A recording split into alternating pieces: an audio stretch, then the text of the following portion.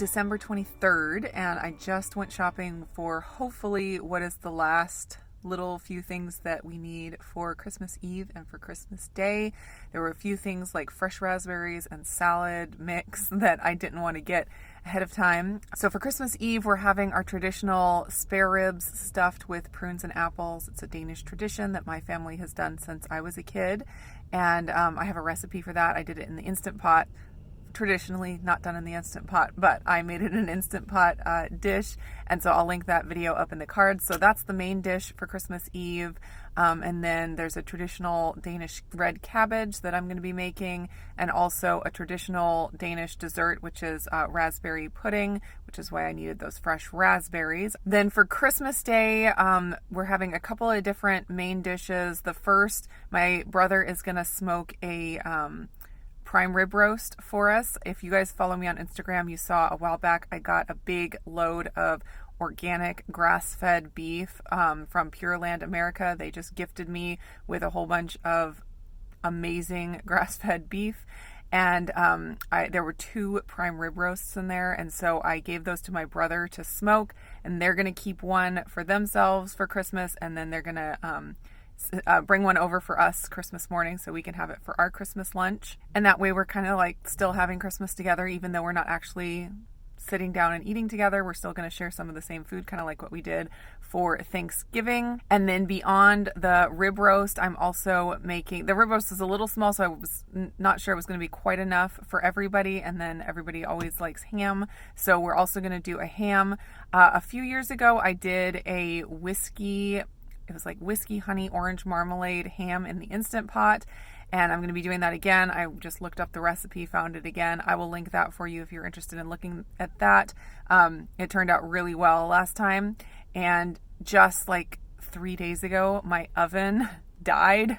Thankfully, the stovetop still works, but my husband had to completely unhook the elements in the oven because basically, if it's plugged in, it just went to the highest heat, like broil high, and wouldn't stop without, unplugging it or popping the breaker. So basically he just unhooked the elements so we can still have it plugged in so I can use the stovetop, but my oven is completely dead. So thankfully I have a Cosori air fryer convection oven that they sent me for free to review a while back, and it had just been sitting up in my attic because, like I said in my review, as an air fryer, it's not a great option. Like if you really want an air fryer, the giant Cosori oven was not living up to the air fryer hype. But as an oven substitute, is perfect. It's huge. I can fit like a 9x13 inch pan in there, which is fantastic.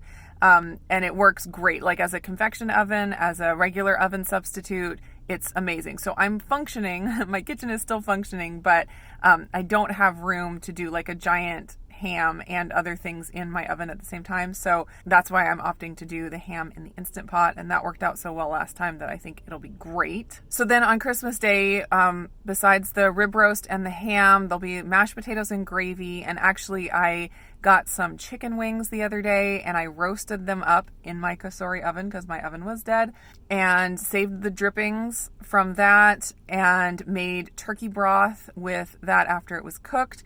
And I'm going to be making some turkey gravy so we can have gravy for the mashed potatoes, even though we're not actually having turkey. So we'll still have the nice, yummy turkey gravy. I had a bunch of fresh herbs, so it's going to be really good gravy. So mashed potatoes, gravy. I'm going to make a salad. That's what I got the salad greens for, with pear and blue cheese. And I'm going to whip up some kind of a vinaigrette to go on that. And then for dessert on Christmas, I'm going to make a cheesecake. But I was thinking, so when I was planning to make the dessert for Christmas Eve, which is the Danish raspberry pudding, we had to order the mix. There's a special mix that you have to use or else it's not authentic. And so we had to order that on Amazon, and we had to order a 6-pack because that was the cheapest option. And it was 3 strawberry flavor and 3 raspberry flavor. And so I'm going to use the raspberry ones for Christmas Eve, and I was thinking that I'll use one of the boxes of strawberry to make a topping for one of the cheesecakes. So it'll be a plain cheesecake with like a raspberry glaze, or not a raspberry, strawberry glaze on top. I thought that sounded really good. We're also going to have some pie and ice cream and whipped cream. So there's going to be all kinds of options, but I'm going to do the cheesecake with the strawberry glaze, and I'm going to be working on that today. So anyways, I have a few things that I'm going to be working on in the kitchen today after I get home from shopping, and so I will bring you along on that. Cheesecake is one of them, and then also we'll have bacon wrap dates again like we did on Thanksgiving. I have to make those at Thanksgiving and Christmas because everyone loves them so much. So I'm going to go ahead and get those dates wrapped either today or tomorrow so I can cook those up Christmas morning. And then I might get that gravy made today. I'm not sure. I'll just kind of play it by ear and bring you along with whatever I end up doing in the kitchen. So this is the Danish pudding dessert mix that I was talking about. So we got 3 of the strawberry ones and 3 of the raspberry ones. I think I'll probably use 2 for Christmas Eve, for our traditional Danish Christmas Eve dinner. And then I'll probably just need 1 or maybe even like half of 1 to do kind of like what it shows on here, with it being the top layer on top of like a plain cheesecake. I thought that would be really, really good. My husband and I just talked about our Christmas Eve plans and got those solidified, and so that affects how I prep today. So we decided that we're going to actually go to the beach in the morning. Like, we're going to leave early, like 7 a.m., go to the beach. He's going to try to fish on the beach. The kids are going to play and make sandcastles. The weather's supposed to be actually half decent for this time of year. It's like sunny and like at least 50 degrees. So that's pretty good for December. So we're going to do that. Probably try to be home late afternoon, and then I'll be able to do a little bit of prep for dinner at that point. But I want to get most of it done now. So I'm going to let me show you my list. I'm going to get the red cabbage all chopped up so that I can just throw it together right when we get home from the beach. I'm going to go ahead and get the raspberry pudding made. And I got some of the spray whipped cream. I think I'm just going to use that rather than making whipped cream fresh. It'll just make it easier, and everyone likes the spray the best anyway. And then I'm going to go ahead and get the cheesecake done. That'll be pretty easy, and that's not going to be eaten until Christmas Day. But the longer you can let it sit in the fridge, the better when it comes to cheesecakes. So I'll still get that done today. The dates are also for Christmas Day, so I will, I'll try to get those wrapped today just so I don't have to do it first thing Christmas morning, or I definitely don't want to do it Christmas Eve night. So I still want to try to get those dates wrapped. But that's my list for today. We'll see what I get done. And if I get all that done, it should make it pretty easy tomorrow when we get home from the beach. First, coffee though. Oh, that's on my cream.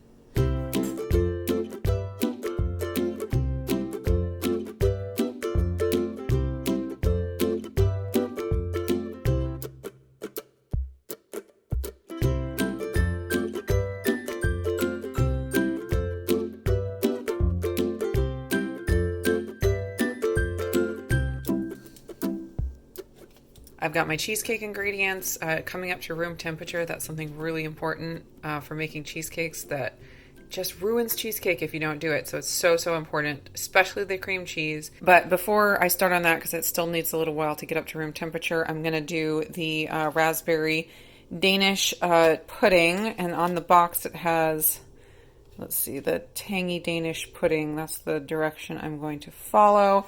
This is a document that my grandma typed up for me quite a few years ago when I was asking her for some of her Christmas Eve recipes, so it's pretty special to have her recipes in her own words, but she has the Danish pudding in here. She just says to make it by the directions on the box.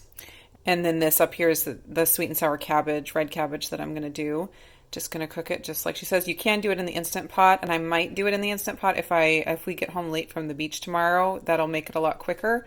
But if not, I'll just cook it on the stove the way she always did it. Just supposed to bring this to a boil and let it boil for 1 minute.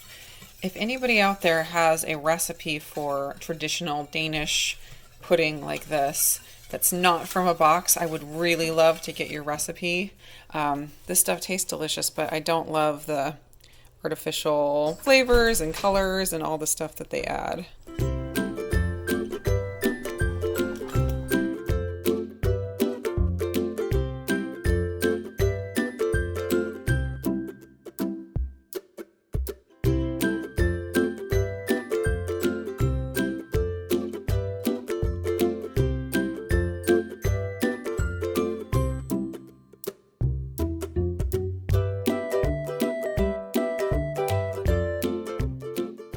right, that is done. I'm just gonna let it cool a little more before I put a lid on it and put it into the fridge, but then it'll just be safe in the fridge until tomorrow.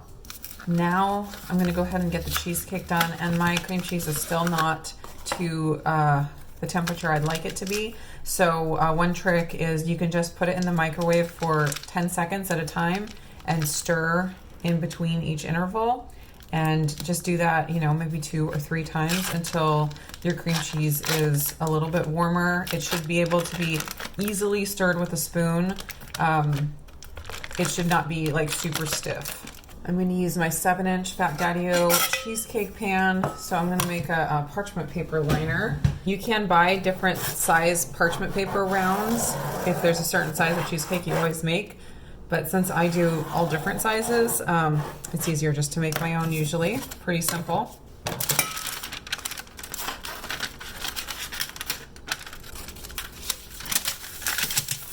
There's that. Just gonna butter my pan real quick. Sides and a little bit on the bottom, but since you have the parchment paper, you don't really need a lot on the bottom. For the crust, I am using almond flour, and that is because, one, I have almond flour on hand, and that'll also keep everything gluten-free. Also, I really like almond flour crust on cheesecake. I think it's just as good as like a graham cracker crust, and I am not typically someone who, you know, says that substitute things like that are as good as the original. Like, for example, if someone tells me that cauliflower rice is just as good as regular rice, I basically don't believe anything they say after that, because that is a flat out lie. But almond flour crust on cheesecake, I think, does the trick.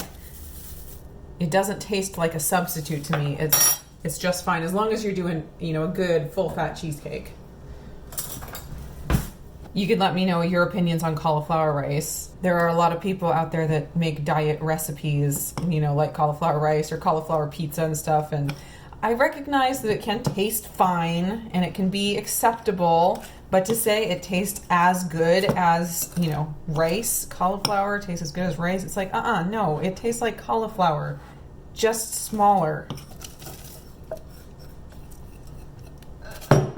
Gonna press this down nicely. Some people like to press the crust up the side of the pan so it goes up the cheesecake a little bit, but I kind of like it just like a flat disc on the bottom, and then you get like the layer effect, especially with the strawberry glaze that I'm gonna do. It's gonna have a really nice layering effect, I think. All right, that's gonna go in the freezer to harden up while I make the rest of the filling. All right, this is the consistency you want in the cream cheese when it's at the right temperature. Should be, you know, a little bit thicker than sour cream, but it should be nothing like cold cream cheese. If anyone is curious of what recipe I am using, it is my mini blank slate cheesecake recipe, but I am just doubling it so I can make it in a 7-inch pan. And when I make cheesecake, I always try to make it without using a mixer, because one thing that will ruin cheesecakes real fast is over mixing, like beating the cheesecake. And if you mix it by hand, it means you have to get that cream cheese to the right consistency, or else you just won't be able to do it. And you would have to work really hard to overbeat it. It would take a lot of work, which you probably aren't going to do. So if you're able to just do it by hand without using a mixer, I think it's the most foolproof way to get a good result with your cheesecake. The other thing to remember is to mix it really well before you put in the eggs. The eggs should always be the very last thing you put in, and you just mix those in barely until they're incorporated. That's the main thing that you don't want to mix. But at this point, before I put in the eggs, or the egg yolks in this case, is when you can stir it really well and make sure you get rid of any lumps. You don't want any lumps left after you put in the eggs, or else you're just gonna run the risk of over mixing. My mini blank slate cheesecake calls for 2 egg yolks, but since I'm doubling it, what I'm gonna do is just 2 egg yolks and 1 whole egg. rather than trying to do 4 egg yolks. That'll leave me with a lot of whites left over.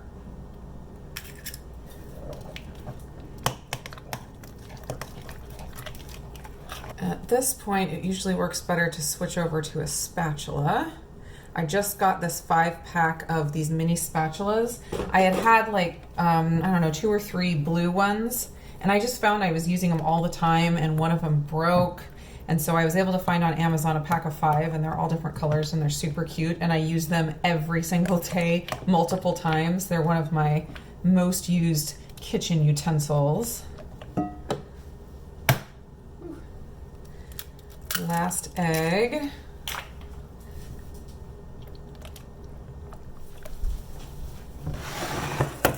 Now let's get this in the pan, get it cooking in the Instant Pot, and then it's supposed to sit on the counter to cool for about an hour before putting it in the fridge for the night. And I think after the 1 hour cooling time is when I will put the glaze on there, and then it will cool. The glaze and the cheesecake will cool together. You can do this amount of filling in a 6-inch pan, and that would give it like a taller cheesecake.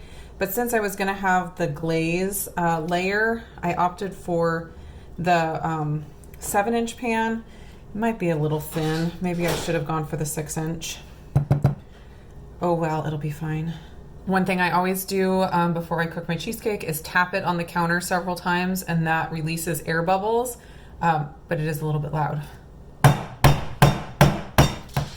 I'm going to go ahead and cover with foil. Some recipes don't call for covering with foil, some do. If you don't cover with foil, you just have to make sure you don't dump all the condensation from the lid onto the cheesecake when you open the lid. And also you might just have to dab off any extra liquid with a paper towel after cooking. So it's just up to you. So, but I prefer just to put the foil on just to keep it extra safe. I am going to cook this cheesecake in my Duo Gourmet Instant Pot. It's a 6-quart. It's very similar to the Duo Nova or just regular Duo. Pretty much the same, just with a few extra buttons. I'm doing 1.5 cups of water in the bottom of the pot. I'm going to use my silicone trivet that just makes it super easy to remove when it's done. Handles just pop together like that.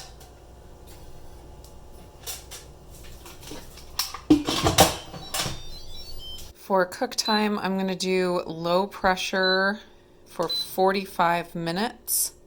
I like to do my cheesecakes on low. I get better results that way, or it's less likely to like souffle, poof up and make a mess. It stays a lot more creamy and dense if I do it that way. Different Instant Pots will give you different results. For cheesecakes, that has been a big frustration for me, especially as a recipe creator. It's extremely frustrating when I test in a certain kind of Instant Pot and then someone contacts me and says, I made it and it, turned out terrible, like it's souffled. And it all comes down to the type of Instant Pot. I've even done tests where I mixed up some cheesecake batter and I split it into 2 pans, so I made it exactly the same way. I didn't overmix it at all. I put it in 2 separate pans, cooked it in 2 separate Instant Pots, and got drastically different results with the cooking. So anyways, I always get the best results from the Duo style. I know this is a gourmet, but it's the Duo Gourmet. I don't get as good results from the Instant Pot Max, from the Instant Pot Duo Evo Plus. I didn't get good results from the Ultra. I've never gotten... I've figured out ways to work around it somewhat, but I always, if I can, just try to cook it in one of my Duos. I am getting really close. I'm going to wait to make the strawberry glaze until it's almost done cooling on the counter, which will be 2 hours from now. So I think I'm just going to go ahead and get these dates wrapped and call it a day.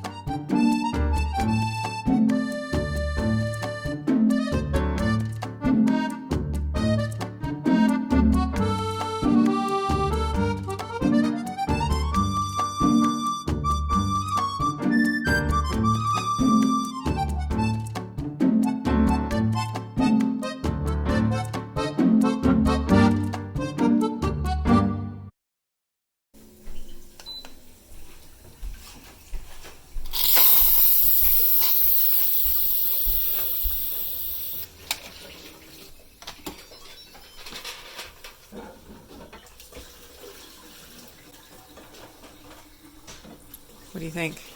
It looks, it's good. It looks nice. It looks nice? Mm-hmm. All right, let's see what it really looks like under the foil. What is it, though? You don't know what it is? I was just making it. I don't know what it is. You guess?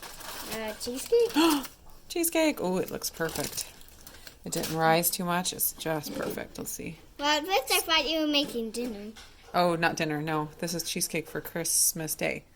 Yep, it's still got the tiny little bit of jiggle. That's what you want it to look like. Well, can I touch it? No, you probably shouldn't. But can you see it jiggle? Mm-hmm. See? It's just like Jell-O. Yep. All right, I'm going to let it sit on the counter for an hour to cool before I put it in the fridge. Wait, you're going to freeze it? Do things freeze in the fridge? No. No. It's just going to cool in the fridge. Oh. This is where I'm going to leave the video. If I don't see you guys again before Christmas, I hope you all have a wonderful Christmas if you celebrate. I'm going to do my best to get some footage of our Christmas Eve, especially at the beach, and our Christmas Eve dinner, and then our Christmas Day and our Christmas dinner, and I'll try to share that with you in the next few days. I'll see you again in the next video.